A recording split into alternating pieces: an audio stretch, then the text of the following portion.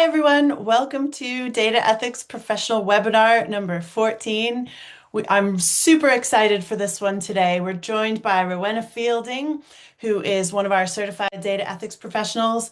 And you're in for a treat because she has come up with a really innovative yet really simple way to look at data and AI harms. So we'll get started talking about that in just a minute. I'm going to give people a minute or two to trickle in, make sure that the Zoom link is working and everything. So in the meantime, if you want to introduce yourself in the chat and tell us, what company you work for, or what sector you're in, or what country you're joining us from, we'd love to see. We always love to see who's joined us for these webinars. In the meantime, I have shut my office door. Rowenna and I were talking about cats on the way, in the sort of like pre-meet just now. She's cat sitting some, did you call them chaos goblins, Rowenna? Yep, So airheaded chaos goblins. hopefully they won't interrupt the webinar.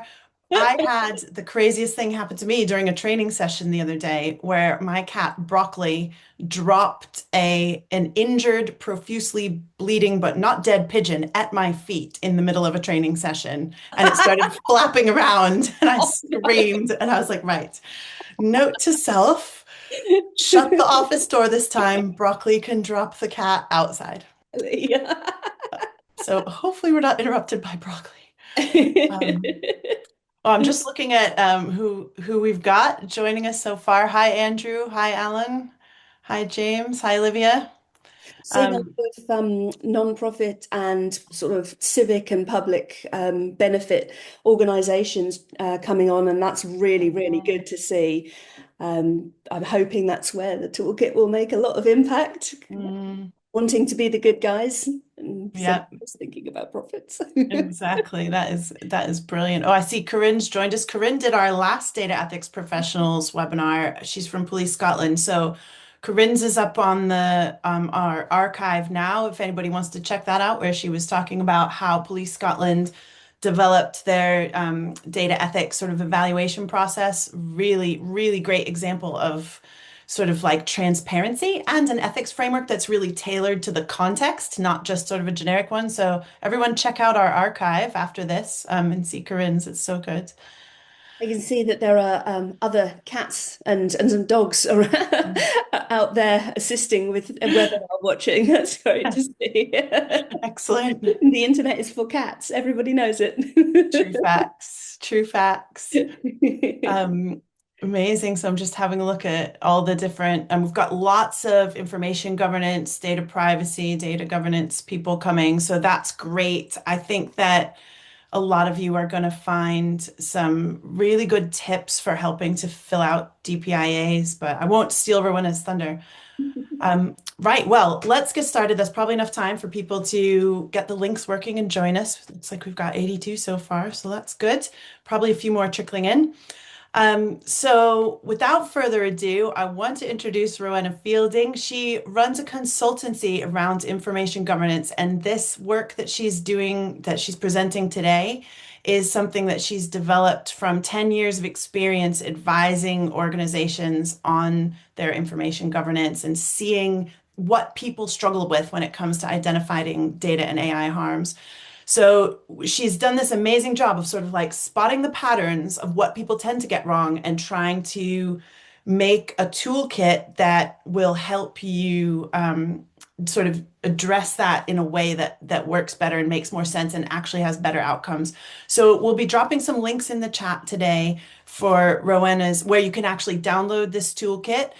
She's thought really carefully about how she's going to make this available to people. So she'll tell you more about that when we get to it, and we'll put the links in the chat. But without further ado, over to you, Rowenna. Thank you so much for joining us today.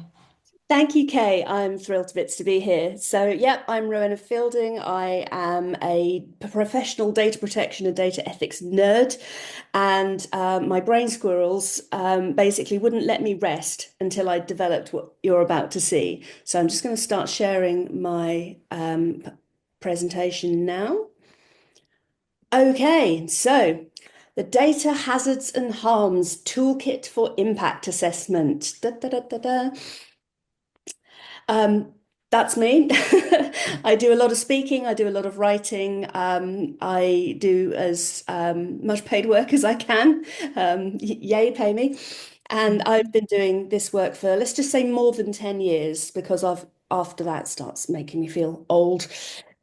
So, what I noticed was that the majority of impact assessments, be they data protection impacts assessments or ethics assessments or legitimate interest assessments in data protection law, or and sometimes the fundamental rights impact assessments coming out of the EU AI Act, they kind of have a missing piece. Um, and that's been really annoying me because I'm very literal minded. So, taking the GDPR, if you have a look at Article 35 on DPIAs, the point of the DPIA is to assess impact of the processing on the fundamental rights and freedoms of the data subjects, the people to which the personal data relates. But what I see a lot of in DPIAs and other assessments is perhaps only their data protection rights are addressed. So this processing, there's a risk that this processing might not be transparent. The risk mitigation is to write a privacy notice. That's not really, I don't think, what was intended.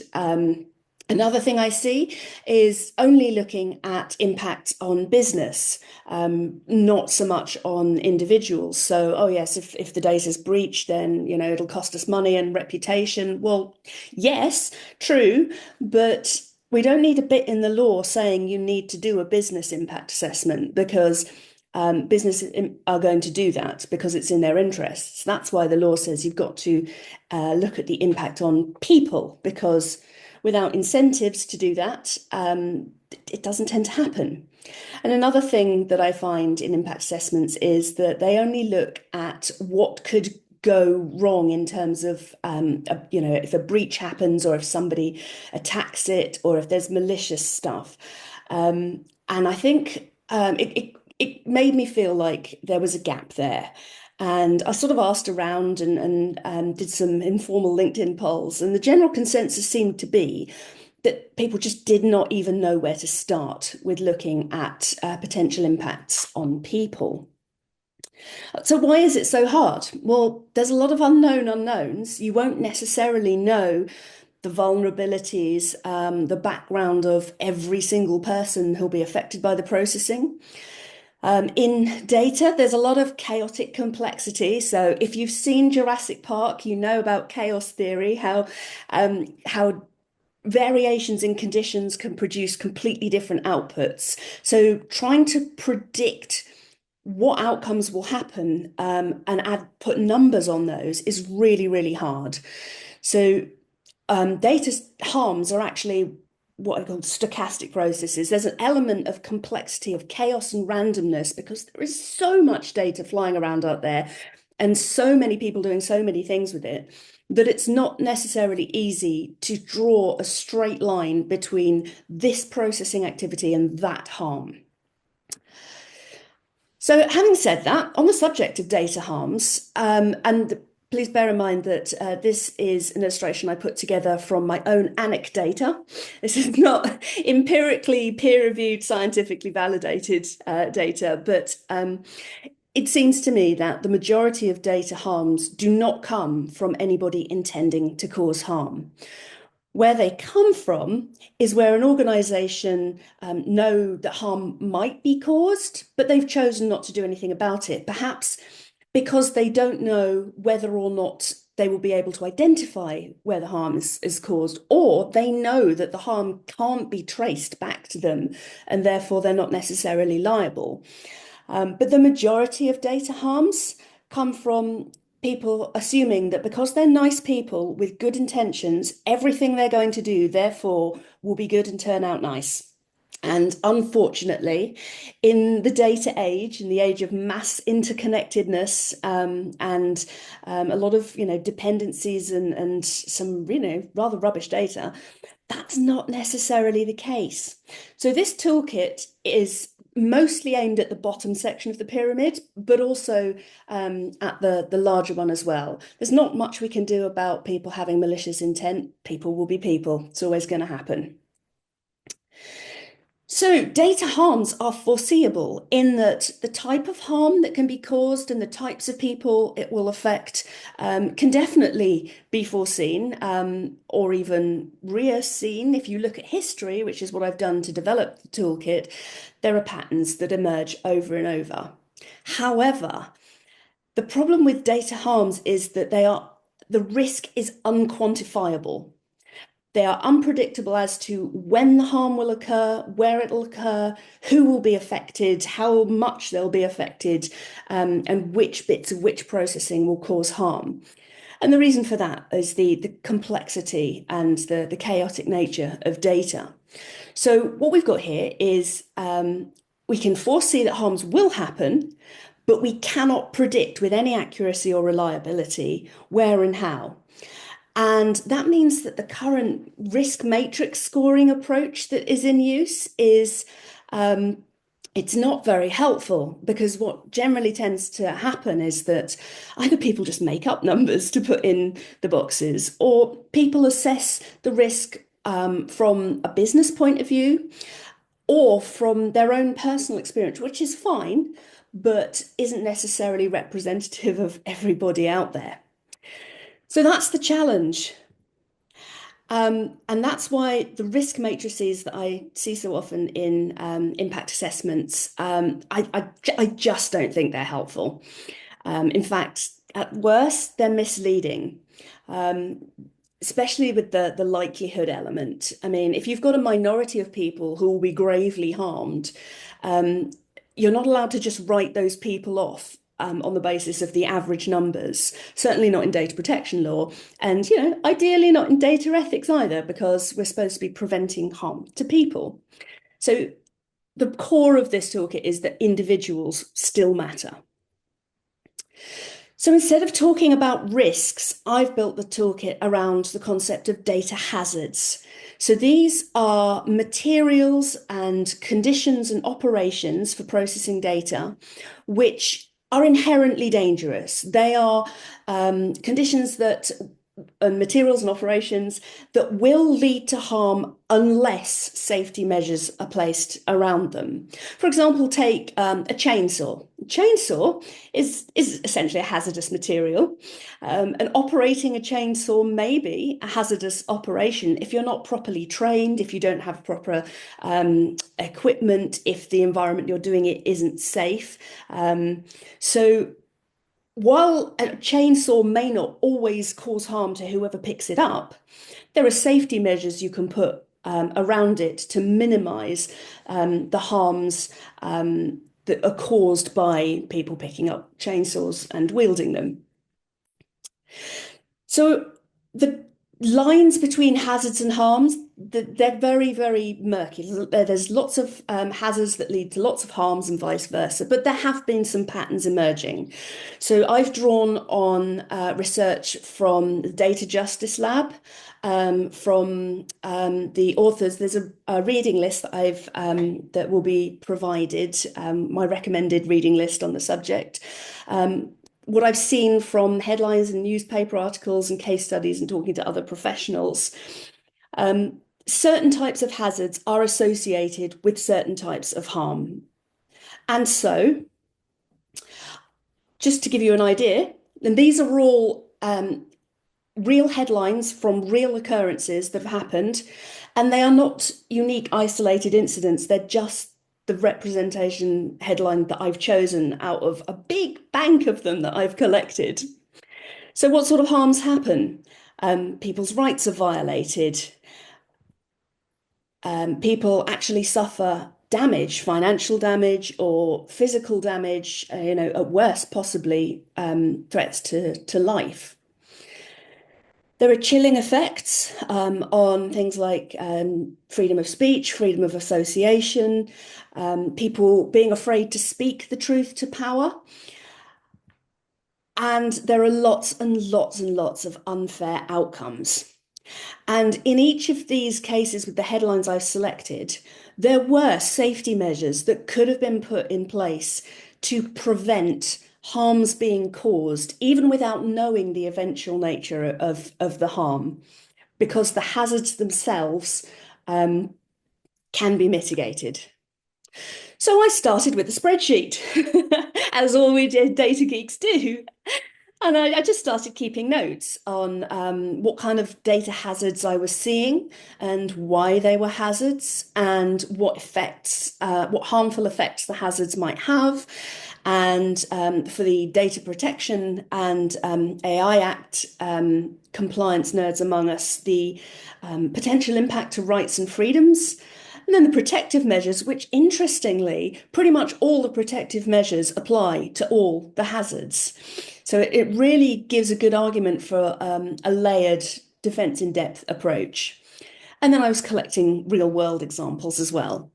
And that was, that was very satisfying, but it wasn't really ready to use. So I moved on to version 2 with my index cards and my highlighters, and I created essentially a card deck, not as a game, but for reference cards and flashcards, with cards for hazards, cards for harms, cards for danger zones, safety measures, and some prompts for questions to answer. And then I thought, well, that's really shiny, but that's not distributable unless I spend like the rest of my life wielding highlighters. Um, so I created version 1.0 of the Harms and Hazards Toolkit. So this is a set of printable cards. I would have liked to have made them double-sided printable, but there's literally no way to do that in a way that works on more than one printer model. So it's kind of cut out and stick the bits together, or just have them as slits. So there are cards for hazards, which have the associated harms on the back and the specific safeguards that apply. There are cards for data harms. Those are very interlinked because harms tend to have a snowball or avalanche effect. One kind of harm, say discrimination, can trigger off a whole load of more harmful consequences. Some safety measures. I didn't include all of the say the data protection principles and rights and the AI Act stuff because this is not about compliance. This is about the fundamental Jurassic Park question of whether you should do something, not whether you could do something. And if you should do it, how should you do it? And then there's a prompt cards, which are kind of discussion or thinking jumping off points, questions to ask, things to probe into, which should hopefully be useful in writing up the outcomes of the hazards and harms assessment. So part of the reason I created this is because I see I've experienced, and I'm guilty of it myself because I'm human, a lot of cognitive bias in assessment. If you are the person who has developed the beautiful, shiny thing, you're going to be primed to not be so receptive to recognize that there may be problems and harmful effects with it.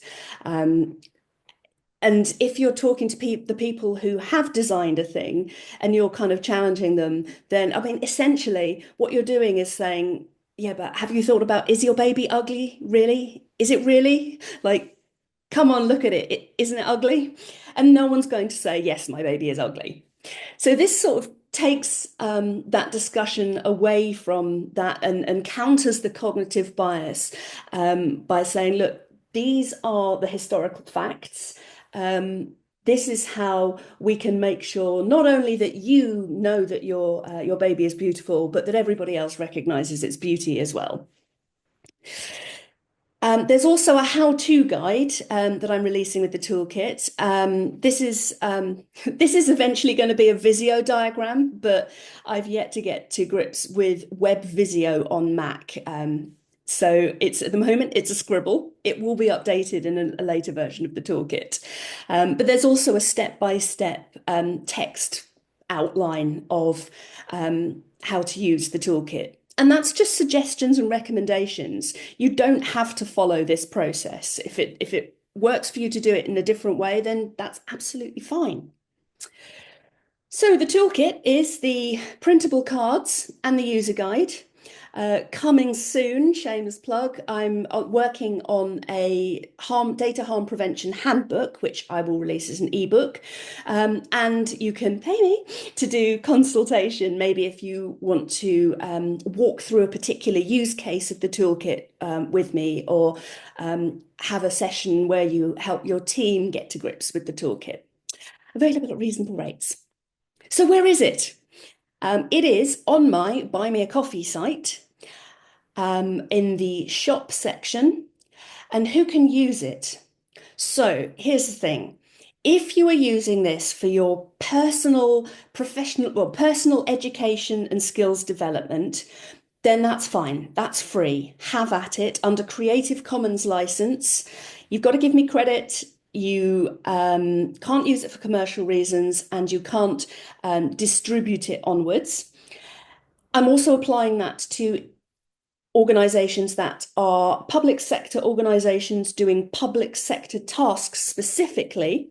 So you can't use it for like your employee benefits in the public sector, but you could use it in, say, something like looking at developing some kind of, I don't know, something to do with the public sector thing. Like, my head went empty there. Say if you are a police service looking at deploying live facial recognition, that's the sort of thing that I am perfectly okay with the toolkit being used for free for.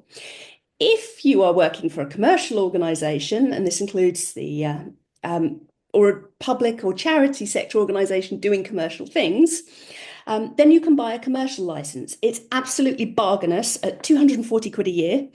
And with that, you get full access to all my library of rantings on the Buy Me a Coffee site as well. So please go and have a look at it. This did take me 3 years to develop. So, if you feel like showing your appreciation, then by all means. But that is where to find it. Tell your friends. So that is the toolkit. Thank you so much for your attention. I think I can see there's some stuff in the chat, so I'm going to stop. Oh, one last thing. This is where you find me, and a PDF of this presentation will be available in the ODI's archive afterwards. So yeah, back to the questions, and I will stop my sharing and open the floor. Amazing. Thank you so much, Rowanna. This is so good. I have a couple of questions to start with before we move on to the ones in the chat. So in the meantime, everyone in the chat, please feel free to start to ask loads of questions.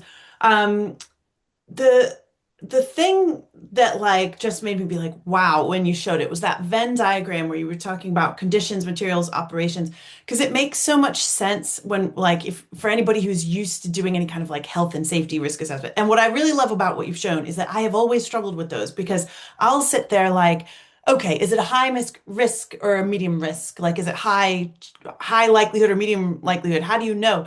And I was like really always stressing about like, how am I going to get this right? And I think there's two ways people do it. They either stress about it or they're just like, I'll just make something up. And so what I like about this is it just eliminates this sort of false maths and focuses on, actually, does it matter if you're talking about, changing the course of someone's life for the worse with your algorithm, even if it only happens to one person, as you're saying, the law says that we have to consider that. And it doesn't matter if it's low likelihood. So, are we calling it low impact if it's just on one person? Because it's pretty high impact for that individual, even if it's not high impact for society. So, the thing that I wanted to ask you about for the conditions, the materials, and the operations, can you give us a couple of examples of like what would be hazardous conditions, materials, operations for data? Yeah, absolutely. So, a hazardous material might be, information about somebody's mental health, or health in a way that's kind of stigmatized. Anything that is particularly sensitive or confidential. or something that is really critical. So it's critical that it is accurate and in place at the right time in order for a person to be able to go about with their life. You know, if an airline records your passport number wrong, then you can be denied boarding. That would be that would be a hazardous material in the right context. Hazardous conditions. So, if, for example, you're working in an industry where industry practices are commonly, tend towards the unlawful or the unethical, then you're operating in a hazardous environment because you've then got to think about the commercial advantages of doing things unethically versus the ethical advantages of doing things properly. So that's again goes to sort of combating the cognitive bias effects there. And harmful operations, I mean, there are so many of those. Live facial recognition, biometric analysis, ranking, scoring, classifying people. Um, yeah, there's well, I mean, there's a whole card deck of them. In the ebook that I'm writing, I'm also providing references to actual real world case studies. Um, so, for example, the Apple credit card that was imposing gender bias because it was based on historical data that reflected social injustice. The fact that when the Apple AirTag was created and developed by an all-male team, it didn't occur to them that one likely use case would be for stalking women. And as soon as it came out, that was one of the first use cases that were applied to it. So tracking people, surveillance, that's another hazardous operation. And the hazardous condition of an undiverse sort of like development pool. Yeah, Um, absolutely. Lack of diversity, whether that's gender diversity or ethnic diversity or cultural or, socioeconomic or professional discipline. Yeah, that's very hazardous because it kind of narrows the lens that people are primed to think through. Not because they're bad people, just because that's how human brains work. mm. And it massively increases your unknown unknowns because obviously if it's never happened to you, it doesn't relate to anything that you know anything about, you're not going to necessarily think of it. So even with the best intentions, you're not going to think of it. And you fall into that bottom of your pyramid where it's like we just assumed it would all be okay. We didn't know that was going to happen. So one of the things, the Apple Card's a really interesting example because that is one of the big case studies in our data ethics professionals course. I know this actually, Rowenna qualified a while ago and we've updated a lot of the material since then. But one of the case studies we do is that Apple Card one where we talk about, how do you achieve fair, because you can't magically make the data work better for everyone. You might have more data on one demographic than the other, which was the case with the Apple Card. And so when you're then making that decision, I loved your flow chart because it actually links right into all of this because your sort of flow chart of how to use it started with what does the organization want to do? Like what are our principles? You called it appetite for destruction as the prompt card, which is funny. Like I was smiling at that because I think not many organizations are going to want to have that discussion of like, well, what is our app? How many lives are we willing to destroy? Hopefully the answer is none. I think for the individuals in the room, the answer is usually none, but that doesn't mean that their decision is going to get carried up the chain all the time. Um, so what once you sort of think, what does our organization stand for? Then you have to think, well, how are we going to make these trade-offs? So we're trying to think of what the credit limit should be for people. We have this data that appears to suggest that a certain group might default sooner.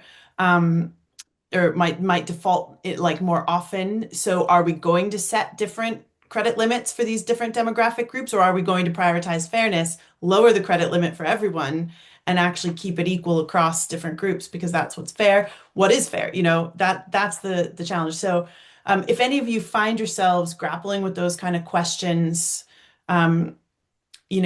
like how do you know what's fair? How do you know what to do? Definitely, think about enrolling on the course because that's exactly the kind of stuff that we sort of train you to facilitate the conversations around. We don't tell you what's right or wrong. We just talk about, how do you have these conversations? And what I love about Rowenna's tool here is it fits right in with a lot of our other tools as kind of the most granular level.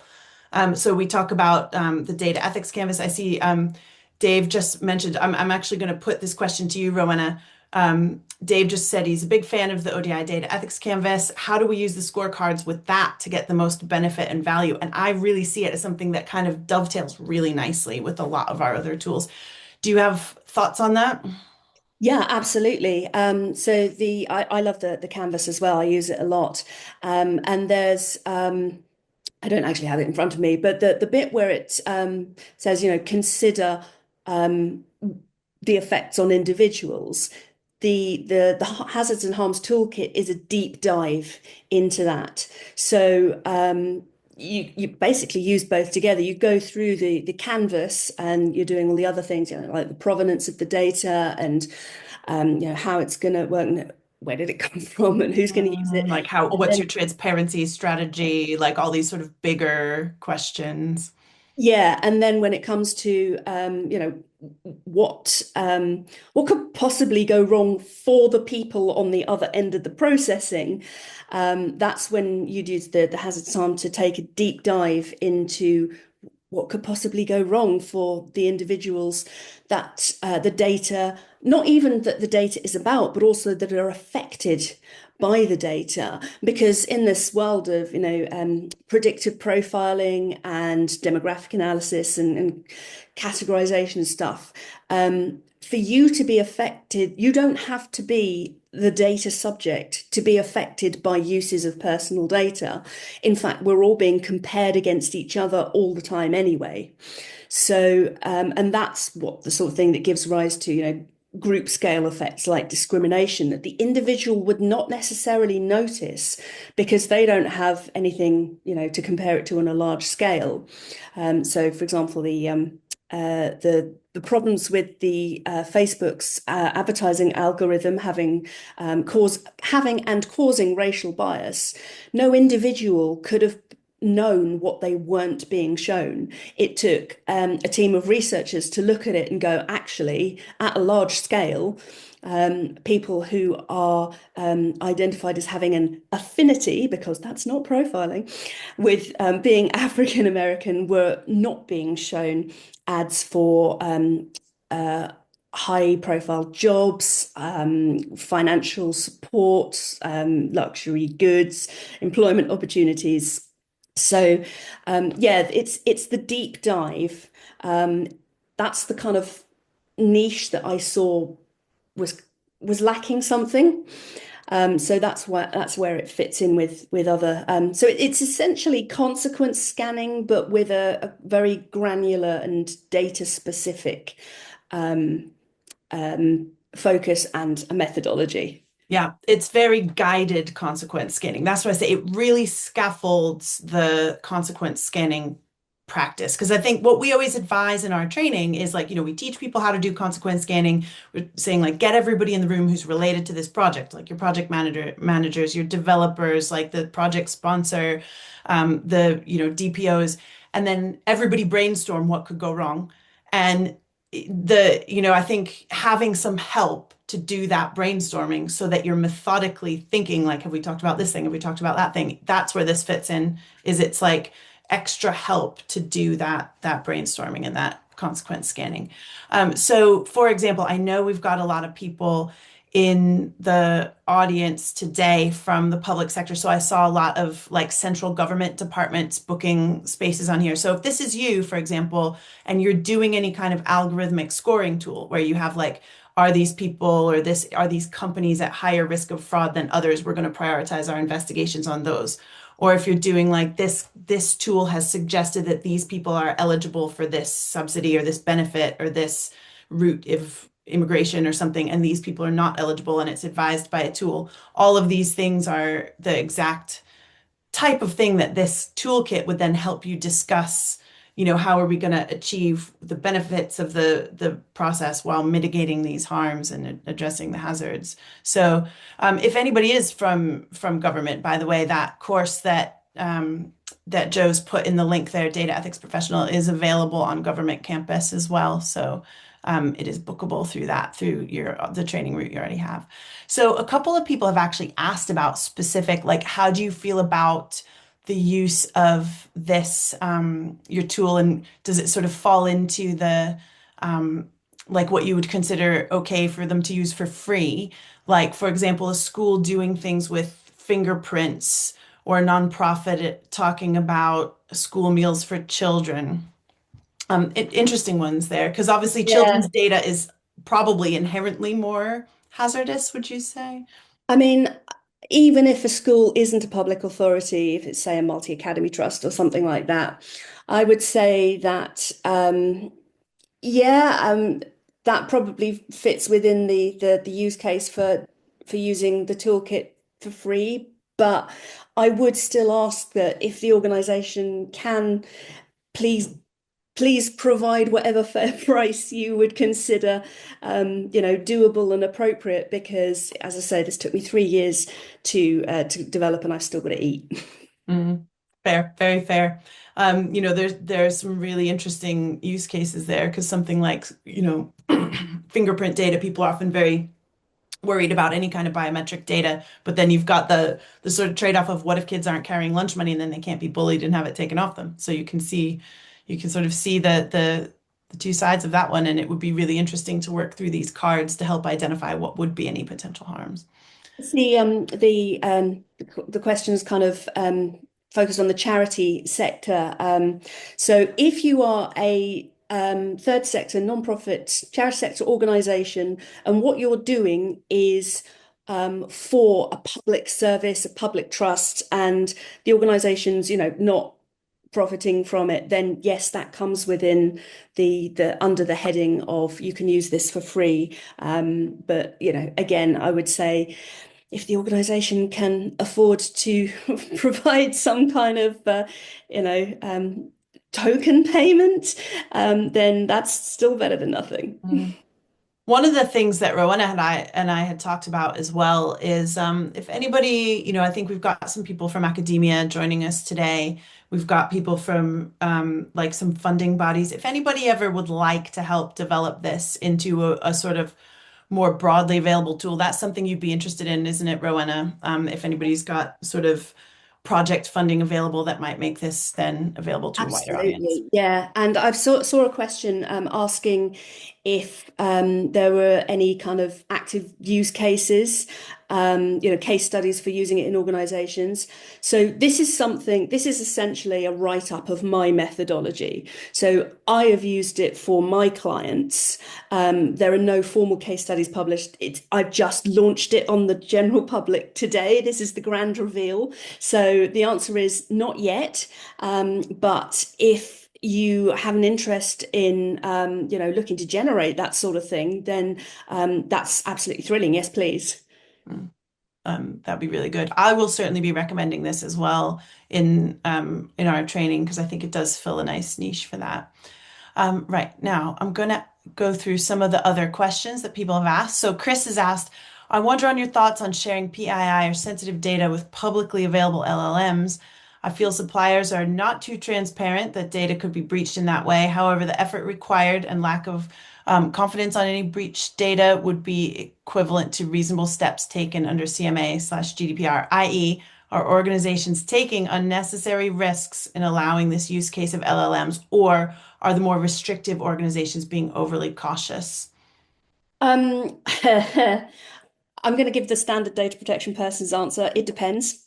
Um, and what it depends on really is the degree of rigor in due diligence and supplier assurance. So that ranges from just asking, do you have a policy? Oh, they've answered yes, fine, they're suitable, to actually, looking at, like, what are your practices? Where where are your staff and where are your staff not allowed to use these types of technologies? Can you demonstrate any, external validation of your compliance position? So I would say that, yeah, that is a massive issue, and it will continue to be a massive issue as long as the pace of doing stuff is faster than the time and resource allocation for doing it safely and responsibly is smaller. Yeah, makes total sense. I'm going to come to Corinne's question now.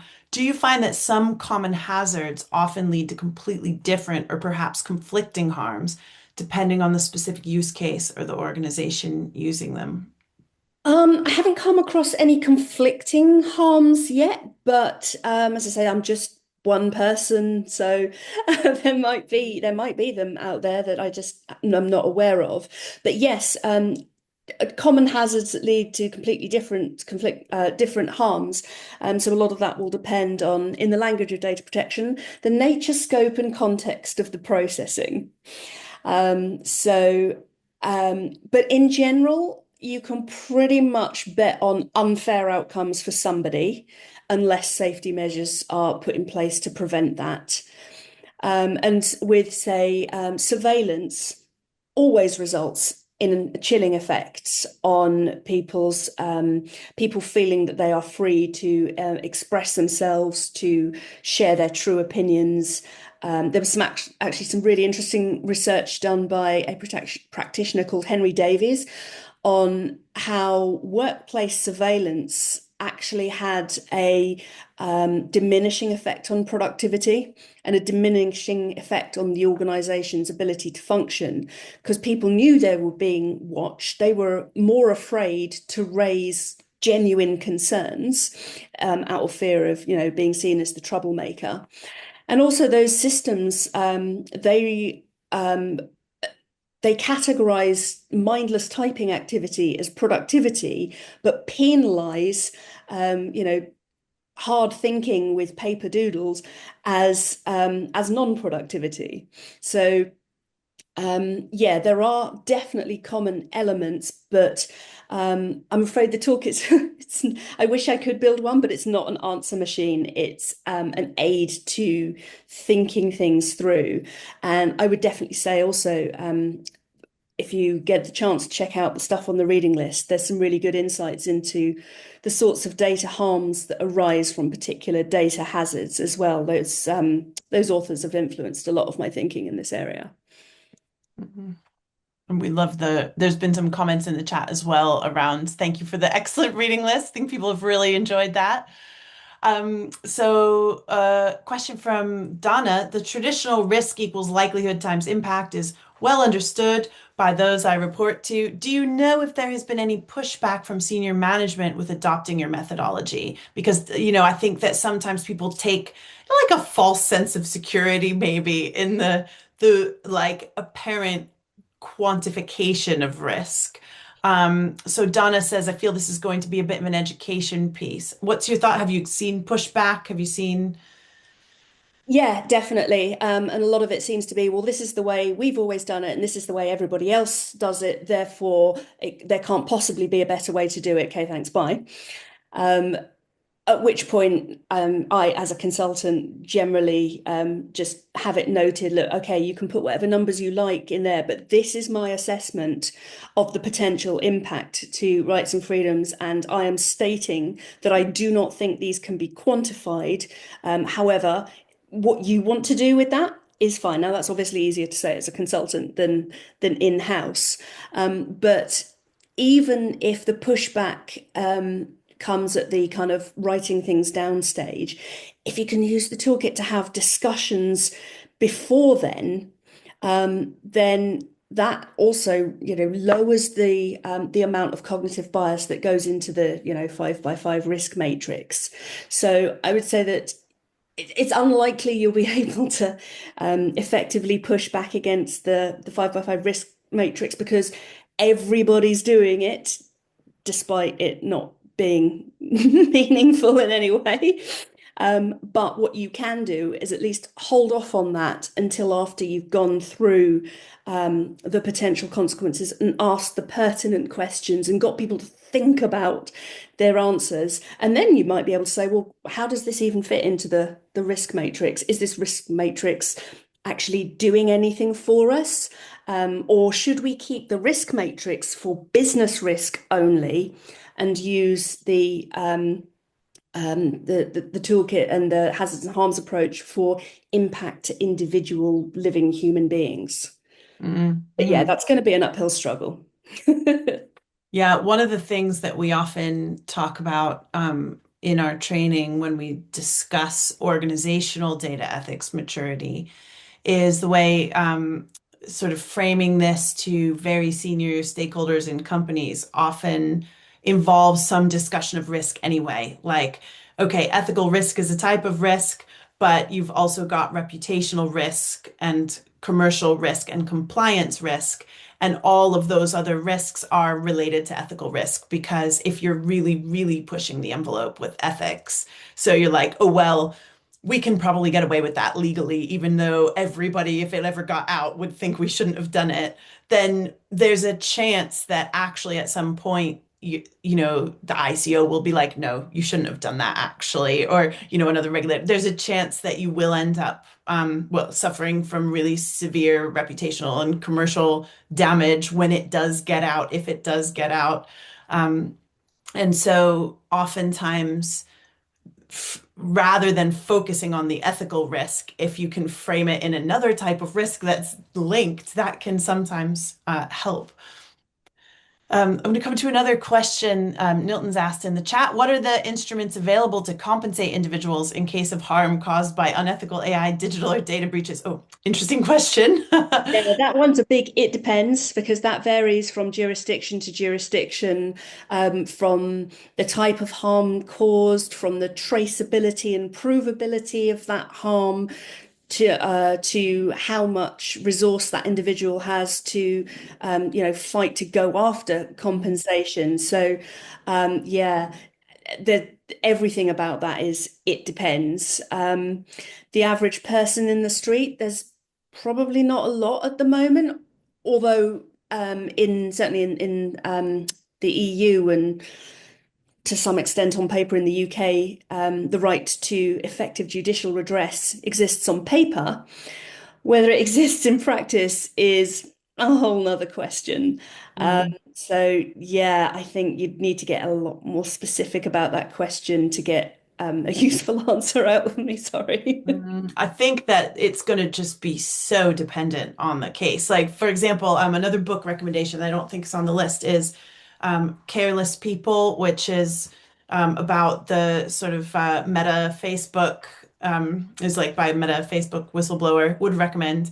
One of the things that she was talking about in there was they had a thing in the algorithm where if they had identified that someone was a young person, like a teenager between like 13 and 17, if they deleted a selfie, that was a signal that they may have like concerns about their appearance. So they would start marketing like diet products to them or beauty products to them. And so, if you then had a young person who had mental health problems or, worse, how you link that to that specific hazardous operation is, I think this was Rowenna's point that making that direct link is really difficult.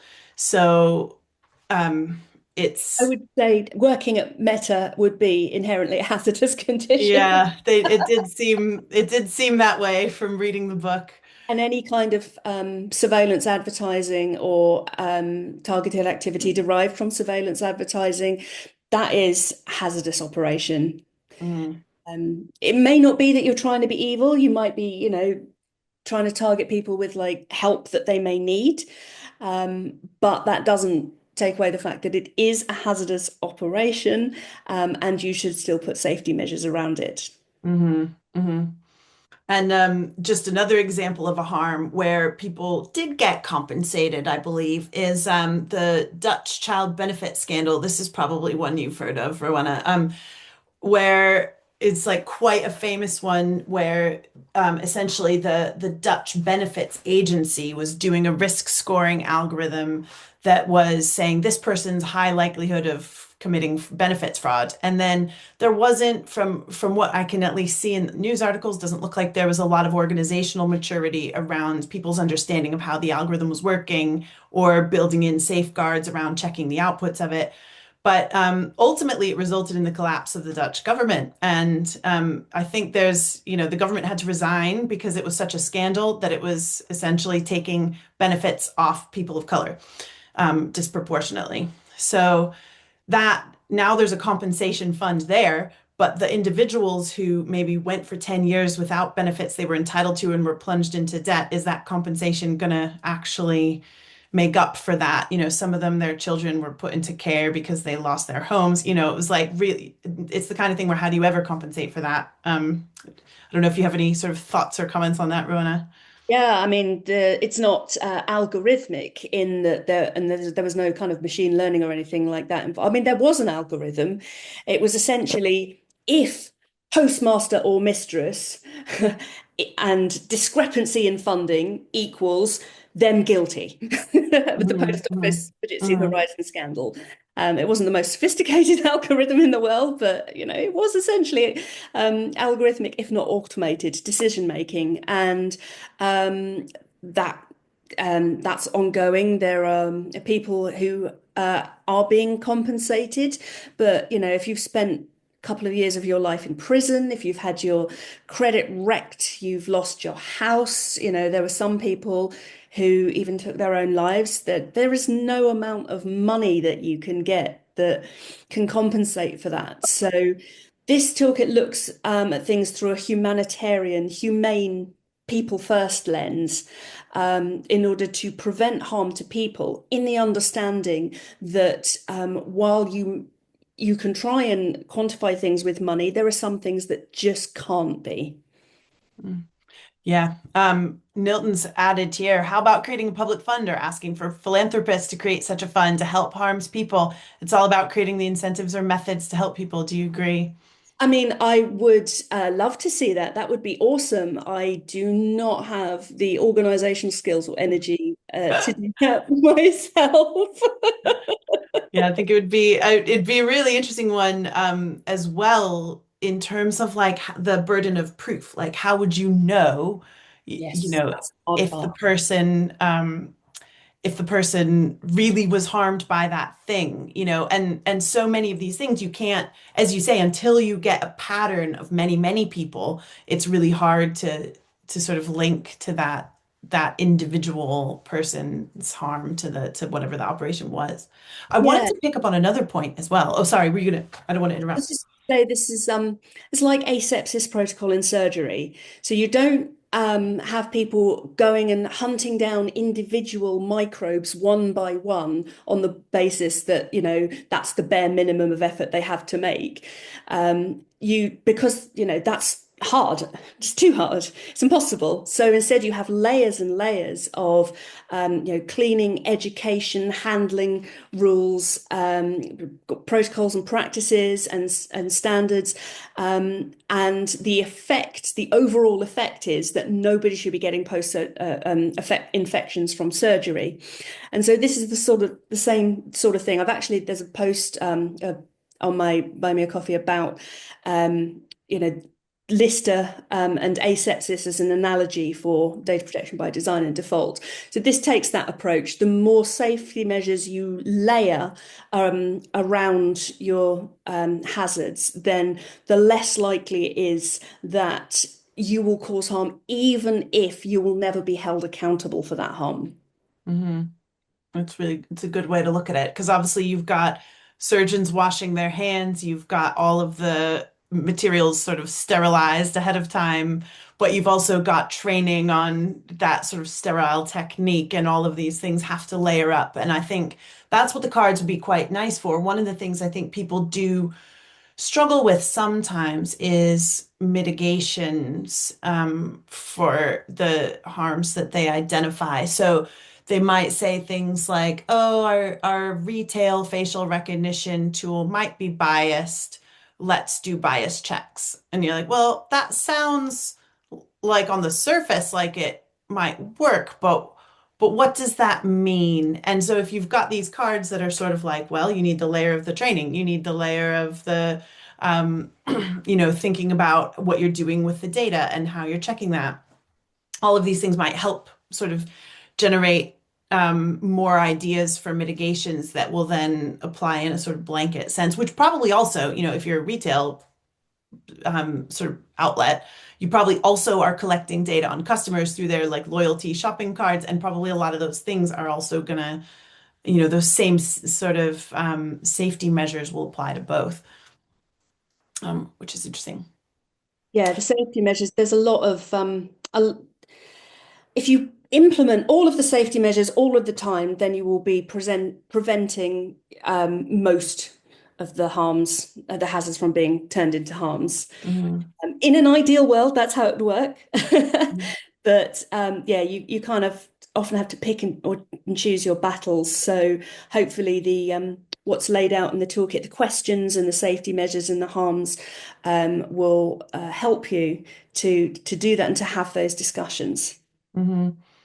I wanted to pick up before we finish on another point. A lot of our discussion today has been about personal data, but I think that a lot of these things apply to non-personal data as well. So, for example, thinking of, you know, sharing diversity data on, or like, where our rare birds are nesting. But if we reveal it, some collector might go and steal the egg, to add it to their collection. These kinds of things that have nothing to do with a human, but also might have any harms. I'm wondering, Rowenna, if you can give us like any insight into how many of these things you think might also apply to data that isn't about individuals. I think you can certainly use the toolkit, even if the data isn't about individuals, you can still use the toolkit to consider whether or not there are hazards posed to individuals and potential harms to individuals. It's like the pothole app. Do you remember that? Where was it Boston? There was an app for reporting potholes, and it was a smartphone app, and there was no personal data being collected.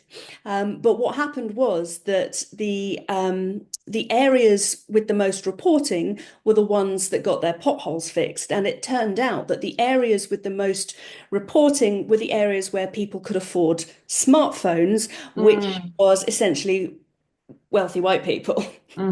So So, the neighborhoods which were predominantly people of color didn't get their potholes fixed. And so a bit of consequence scanning could perhaps have avoided that, mhm, providing a web-based alternative so you didn't need a smartphone to report a pothole, like, or a phone number, like that simple. absolutely.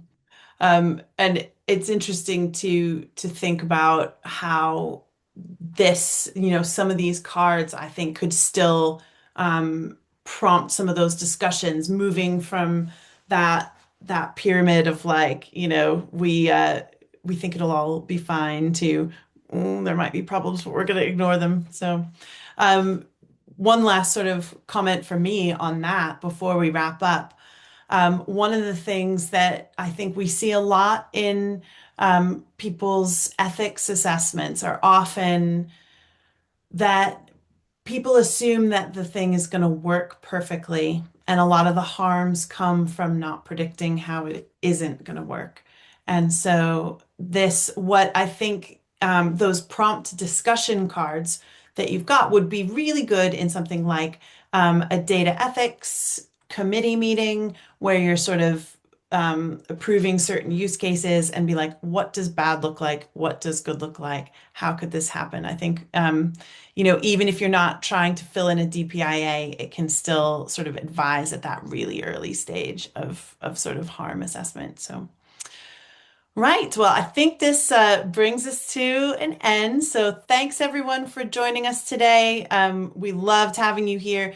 please do, add Rowenna on LinkedIn. She publishes loads of stuff on there that's really interesting. She's the kind of person who like is shares really interesting insights to things that are happening in current events. So I always love to see what she posts. Give me a follow as well, connect with me. I always share more updates about these webinars. If you're wanting to get links to our next one is going to be about should we share confidential health data in the public interest? So this is by someone from the information governance space who works for the NHS, Andrew Harvey. He's another one of our data ethics professionals. I think Andrew was he on your cohort, Rowenna? You No, obviously no, know him I've, in I've the known IG Andrew for a space. long time, just in the IG space, and he is one of the leading voices. He's always worth listening to. Yeah, so that's our next one in September. So do come along if that's of interest to you. And if you give the ODI a follow on LinkedIn, you'll always see updates to our webinars because we try and do these data ethics webinars once a month if possible. I think we're not having one in August though because everyone's on holiday. So if anybody wants to get more training on how to sort of carry out these assessments using all the different tools that we have, sort of zooming out away from this granular question to like the more macro level of how are we implementing it. That's the kind of thing that we do in data ethics professionals. So Joe's dropped a link in the chat there and don't hesitate to reach out to me if anybody wants any more info about it. So once again, thank you so much, Rowenna. It's been such a pleasure to see this. I'll certainly be recommending this tool to everyone on the courses when they're wondering how to do a consequence scan and need a little bit of help with it. So thanks again. Thank you. It's been great.